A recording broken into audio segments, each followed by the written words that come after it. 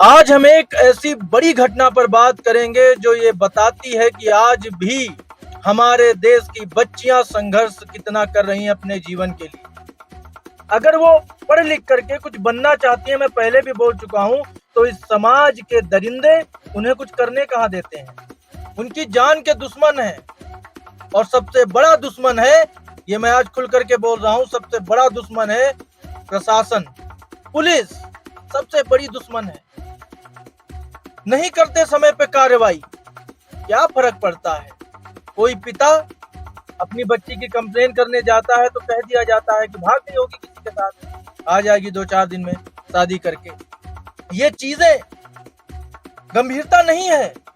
किसी का ट्रांसफर हो जाए, किसी को सस्पेंड कर दिया जाए, ये सजा है उन पुलिस वालों के लिए जिनकी लापरवाही से एक बच्ची की जान चली गई। नुकसान किसका हुआ? नुकसान हुआ उस बाप का जिसने अपनी बच्ची को खोया, नुकसान हुआ उस परिवार का जिसका वो भविष्य थी, नुकसान हुआ उन सपनों का जिसे उस बच्ची ने देखा था अपने लिए, और नुकसान उस बच्ची का हुआ या दुर्भाग्य था जिसने ऐसे समाज में जन्म लिया जहां आज भी दरिंदे खुलेआम घूम रहे हैं। बहुत गुस्सा है आज मुझे इस खबर को दिखाते हुए, बहुत। और आज के समय में हमारे देश का महान मीडिया जो इन खबरों को नहीं दिखा रहा है, क्या जरूरत है ऐसी खबरें दिखाने की, तो रोज का है ना, क्या करेंगे दिखा के। ये मानसिकता बहुत खतरनाक है और इस मीडिया पर भी कार्रवाई होनी चाहिए जो ऐसे मामलों को दबाती है।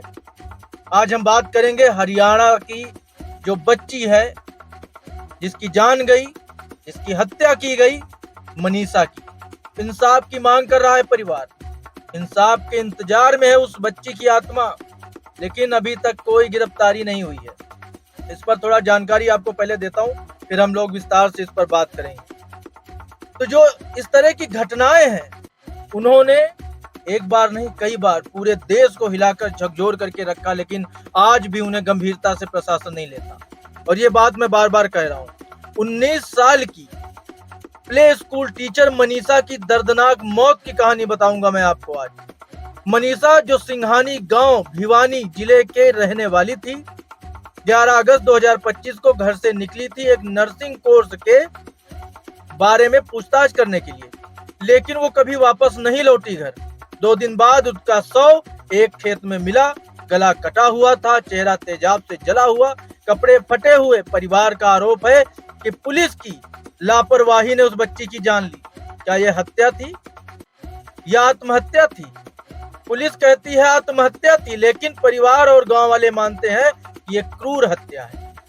हम आज आपको इस पूरी खबर में ये बताने वाले हैं कि इस घटना की टाइमलाइन क्या है, संबंधित विभाग क्या कह रहे हैं, विशेषज्ञों की राय क्या है, डिटेल में आपको मैं जानकारी दूंगा। आप मेरे साथ आखिरी तक बने रहिए। अगर आप भी अवेयर होना चाहते हैं आपके आसपास घूम रहे ऐसे दरिंदों से जो बच्चियों के दुश्मन हैं हमारे समाज में। मनीषा सिंघानी गांव की रहने वाली 19 साल की युवती थी। वो एक प्ले स्कूल में टीचर थी और साथ ही नर्सिंग कोर्स में एडमिशन लेने का सपना देख रही थी। 11 अगस्त 2025 को वो स्कूल से निकलती है और पास के एक नर्सिंग कॉलेज में कोर्स की जानकारी लेने जाती है। शाम तक घर नहीं लौटी तो उनके पिता संजय सिंह ने पुलिस को सूचना दी, लेकिन पुलिस ने इसे गंभीरता से नहीं लिया, बिल्कुल भी नहीं लिया, और कहा कि लड़की भाग गई होगी, 4-5 दिन में लौट ही आएगी। अगले दिन 12 अगस्त लोहारू पुलिस स्टेशन में मिसिंग रिपोर्ट दर्ज हुई, लेकिन कोई तत्काल सर्च ऑपरेशन शुरू नहीं किया गया। ये आरोप है परिवार वालों का, पिता के आरोप है। कौन झुटला सकता है इन्हें? ये जिम्मेदारी है पुलिस विभाग की, वो कहे कि बच्ची भाग गई होगी। तुम्हारी जिम्मेदारी क्या है? वर्दी पहन के तमाशा करने बैठे हो क्या? कौन ढूंढेगा बच्ची भाग गई है या उसकी हत्या हुई है? पुलिस स्टेशन में कुर्सी पे बैठ करके कुछ भी बयान दे दोगे? भाग गई होगी बच्ची, तुम भगाने में थे? पुलिस हो या दलाल हो, बर्दाश्त नहीं होती है पुलिस की ऐसी हरकतें, और बर्दाश्त तो होनी भी नहीं चाहिए। पता नहीं कब कार्रवाई होगी ऐसे पुलिस अधिकारियों पे। नौकरी के नाम पे तमाशा कर रहे हैं, जनता की सुरक्षा के लिए है या मजाक करने के लिए है? आगे की बात बताता हूं आपको। 13 अगस्त को एक किसान ने सिंघानी के पास एक नहर के किनारे खेत में मनीषा का शव देखा। शव की हालत देखकर हर कोई सिहर गया। गला पूरी तरह कटा हुआ था, चेहरे पर तेजाब के निशान थे, कपड़े फटे हुए थे और कुछ रिपोर्ट्स में यह भी बताया गया है कि शरीर के कुछ हिस्से ही गायब थे, या हो सकता है जानवरों के द्वारा ऐसा किया गया हो। परिवार ने आरोप लगाया कि पुलिस की शुरुआती लापरवाही से बच सकने वाली जान चली गई। अगर पुलिस तुरंत सर्च ऑपरेशन शुरू करती, तमाशा करने के बजाय, जजमेंट देने के बजाय कि वो भाग गई होगी। पुलिस की लापरवाही ने जान ले ली एक बच्ची की। पोस्टमार्टम रिपोर्ट में पहले हत्या का शक बताया गया था, लेकिन बाद में पुलिस ने इसे आत्महत्या बता दिया। अब क्यों बताया ये भी समझ लो। 2 अलग अलग ऑटोप्सी हुई है, एक भिवानी में और दूसरी रोहतक में। दोनों में रेप की पुष्टि अभी नहीं हुई, लेकिन मौत की वजह जहर बताई गई है। एक सुसाइड नोट भी मिला, जिसमें मनीषा ने कथित तौर पर अपने माता पिता से नाराजगी जताई, लेकिन परिवार ने इसे फर्जी बताया है और कहा है कि मनीषा कभी सुसाइड नहीं कर सकती। अब मेरा यहाँ फिर एक सवाल है कि जब उस बच्ची के कपड़े फटे हैं, अंग गायब है, गला कटा है, तेजाब के निशान है, क्या अपने ऊपर तेजाब डाल के आत्महत्या करेगी क्या? और खुद कह रही है पुलिस कि उसके बैग में कीटनाशक मिला है, तो उससे करेगी कि तेजाब डालेगी खुद पे? बेहूदगी की बातें हो रही हैं, थ्योरी को इधर उधर घुमाई जा रही केवल।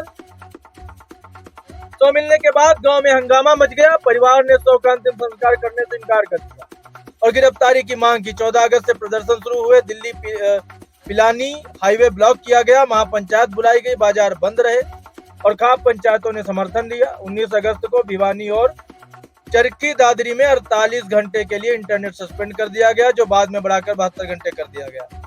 21 अगस्त को सीबीआई जांच की मांग मान ली गई, तब जाकर परिवार ने अंतिम संस्कार किया है। अब तक कोई गिरफ्तारी नहीं हुई है और जांच सीबीआई के पास। अब देखो आगे क्या होता है। परिवार का मुख्य आरोप क्या है वो भी आपको बता देता हूँ, वो पुलिस पर है। मैं आपको बार बार बोल रहा हूँ, परिवार पुलिस को कह रहा है कि पिता संजय सिंह ने बताया कि जब वो मिसिंग कंप्लेंट करने गए तो पुलिस ने कहा लड़की भाग गई होगी, शादी का कार्ड मिलेगा। कोई सीसीटीवी फुटेज नहीं चेक की गई। नर्सिंग कॉलेज से पूछताछ में देरी हुई, कॉलेज ने भी कई दिनों तक सीसीटीवी नहीं दी। पुलिस ने परिवार के साथ गए, लेकिन 3 नशे में धुत लोगों से पूछताछ करके लौट आए। अगर तुरंत सर्च सही से किया जाता तो शायद मनीषा जिंदा होती। प्रोटेस्ट के बाद हरियाणा सीएम नायब सिंह सैनी ने भिवानी एसपी का ट्रांसफर कर दिया। बहुत बड़ा एहसान कर दिया है ट्रांसफर करके। सजा देनी चाहिए ऐसे पुलिस वालों को, ट्रांसफर से नहीं होता है। और 5 पुलिसकर्मियों को सस्पेंड किया है, जिसमें एसएचओ और असिस्टेंट शामिल हैं, लेकिन परिवार और विपक्ष इसे आई वॉश बता रहे हैं। वहीं बहुत सारे लोग राजनीति भी कर रहे हैं। वहीं हरियाणा सरकार नायब सिंह सैनी ने कहा है कि मामले की जांच सीबीआई को सौंपी जा रही है, निष्पक्ष जांच होगी और न्याय मिलेगा। मंत्री श्रुति चौधरी ने बताया कि सीएम खुद मॉनिटरिंग कर रहे हैं। सरकार ने इंटरनेट सस्पेंड कर अफवाहें रोकने की कोशिश की है। मतलब इंटरनेट से अफवाहें बढ़ जाती और जांच में है। पुलिस विभाग कह रही है, वहां के जो भिवानी के एसपी हैं सुमित कुमार ने कहा है कि सुसाइड नोट मिला है, जहर की पुष्टि हुई है, कोई रेप या हत्या नहीं। रोहतक रेंज आईजी वाई पूर्ण कुमार ने स्पष्ट किया कि तेजाब अटैक या रेप नहीं, मौत जहर से हुई है और बॉडी पर जानवरों के निशान है, लेकिन परिवार ने दबाव का आरोप परिवार ने लगाया है। वहीं NHRC national human rights commission ने हरियाणा डीजीपी से 4 हफ्तों में डिटेल रिपोर्ट मांगी है। विपक्ष भी बहुत हंगामा इस पे कर रहा है, उस पर मैं जाऊंगा नहीं क्योंकि उनको करना है अपनी राजनीति। अब विशेषज्ञ इस पे क्या कहते हैं, तो हमारे लीगल एक्सपर्ट प्रदीप मलिक रोहतक के वकील हैं, उन्होंने कहा टॉपसी रिपोर्ट में विसंगतियां हो सकती हैं, सुसाइड नोट की हैंडराइटिंग जांच होनी चाहिए। पुलिस की शुरुआती लापरवाही का जांच का विषय भी है। यह केस सीबीआई को जाना सही है, लेकिन न्याय में देरी नहीं होनी चाहिए। तो ये सारी चीजें भी हो रही हैं। अब आपको मैं थोड़ा मनीषा की जो ये कहानी है ना दोस्तों, सिर्फ हत्या नहीं है, बल्कि सिस्टम की बहुत बड़ी नाकामी है, बहुत बड़ी नाकामी है सिस्टम। पुलिस जो रक्षक होनी चाहिए वो अगर भक्षक बन जाए तो क्या होता है, ये आपके सामने उदाहरण है। कार्रवाई कब होगी, सीबीआई जांच से उम्मीद है, लेकिन न्याय जल्दी मिलना चाहिए। आप इस पर क्या मानते हो, आपकी राय इस पर क्या है, आप मुझे बताइएगा। लेकिन मेरा सवाल यही है, कुछ भी हुआ होता, जब परिवार पुलिस के पास कंप्लेन करने गया, पुलिस ये कैसे कह सकती है, इतनी गैर जिम्मेदारी कैसे कर सकती है कि लड़की भाग गई होगी? ऐसा बेहुदा बयान उस कुर्सी पे बैठा पुलिस वाला दे रहा है। पुलिस की नौकरी कर रहे हो तुम, शर्म आनी चाहिए। तुम्हारी बेटी होती उस जगह तो क्या करते, पूरा थाना लगा देते ढूंढने में। एक आम आदमी की बेटी गायब हुई, बच्ची गायब हुई, तो तुम कह रहे हो भाग गई होगी। ये शर्म की बात है उन पुलिस वालों के लिए जो ऐसे काम करते हैं। और मैं बार बार कहता हूं, इस देश में कितनी भी अच्छी सरकार आ जाए, इस सरकार को सबसे पहले हर प्रदेश की पुलिस को सही और दुरुस्त करने की जरूरत है। केवल कहने से नहीं होगा पुलिस बढ़िया हो गई, पुलिस बढ़िया हो गई। क्या बढ़िया हो गई? मैं 10 उदाहरण दे सकता हूं। रिश्वत खाते हैं पुलिस वाले। कोई भी आम आदमी, गरीब आदमी जरा सी बात लेके जाता है, उसको नोचते हैं, पैसा नोचते हैं उससे, उसकी सुनवाई नहीं होती। कोई प्रभावशाली आदमी, पैसे वाला, जाके पैसा खिला देता है, उसके पीछे दुम हिलाते फिरते हैं पुलिस वाले। 100 उदाहरण दे सकता हूं मैं भी इसी दुनिया में रह रहा हूं, मैं भी आंखों से देख रहा हूं। कोई भी प्रदेश तब तक सुरक्षित नहीं है जब तक ऐसे पुलिस वाले हैं डिपार्टमेंट में। ऐसे पुलिस वालों को सजा मिलनी चाहिए। सस्पेंड करने से, ट्रांसफर करने से नहीं होगा। और हम बिल्कुल ये उठाते रहेंगे बात। पुलिस विभाग बहुत भ्रष्ट है, पूरा भ्रष्ट है। लोगों को जबरदस्ती परेशान किया जाता है।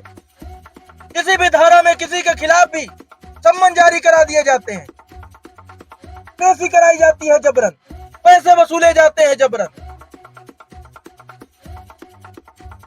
ये सुधार नहीं होगा तो कैसे प्रदेश बदलेगा?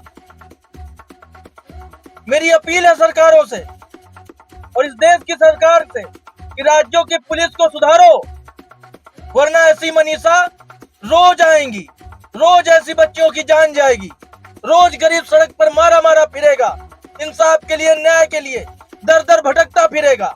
कुछ नहीं बदलने वाला जब तक ये पुलिस विभाग नहीं बदलेगा।